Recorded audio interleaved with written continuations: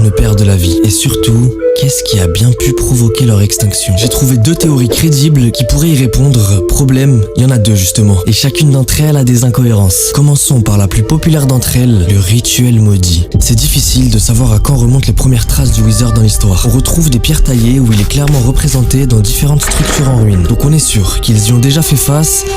Ou du moins, est-ce qu'on est vraiment sûr? Parce que pour cette vidéo, j'ai acheté l'un des rares livres édités par Mojang eux-mêmes dans lequel ils nous donnent des indices sur l'histoire de Minecraft. Et à la 101e page de celui-ci, on apprend que, je cite, les chercheurs avaient théorisé son existence avant même qu'il ne soit observé pour la première fois. Théorie qui se serait répandue au point que, peu après, une étrange peinture a commencé à circuler. Elle représentait un groupe de blocs marrons formant un T et surmonté de 3 têtes aux yeux blancs. Ok, ils avaient théorisé son existence, super, mais rien ne nous dit qu'ils ont réussi à l'invoquer. Fallait déjà comprendre de quel bloc il s'agissait et puis même les têtes aux yeux. Un groupe de colons a ainsi tenté de recréer ce qu'ils avaient vu sur cette peinture en utilisant 4 blocs de sable des âmes et 3 crânes de Wither squelettes. Ce fut un terrible succès. Succès? Tiens, en parlant de succès, vous savez c'est quoi celui qu'on obtient quand on invoque le Wither?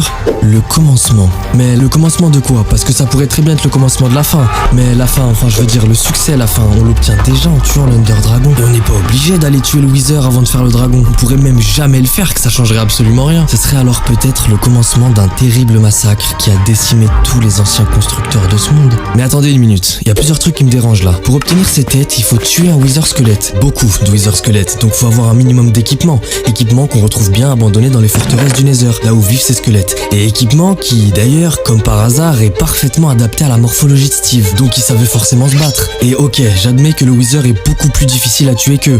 Mais de là à décimer toute une race... Mais j'ai des meilleurs arguments, attendez, bougez pas. Juste une seconde, voilà. Voilà, eux. Comment ils ont survécu? Parce que ouais, le Wither il attaque absolument tout. Ah lui il est pas raciste, cochon, joueur, vache, tout le monde y passe. Et même si on considère que certains se sont cachés, sont partis ailleurs pour reformer une civilisation, machin, les Wither, ils seraient revenus finir le travail, non? Et d'ailleurs, bah attendez, bah oui, forcément vous y avez pensé avant moi. Ils sont passés où les Wither? Quand on arrive sur un monde, y'en a aucun. Aucune trace d'explosion et aucune trace de Wither rose non plus. C'est la fleur qui drop quand il tue une entité. Bref, si après tout ça vous voulez quand même défendre cette théorie, et en vrai il y a plein d'arguments que j'ai pas donnés, je vous laisse me les dire en commentaire et peut-être essayer de me convaincre. En attendant, on va passer à la 2e théorie de la vidéo, le virus zombie.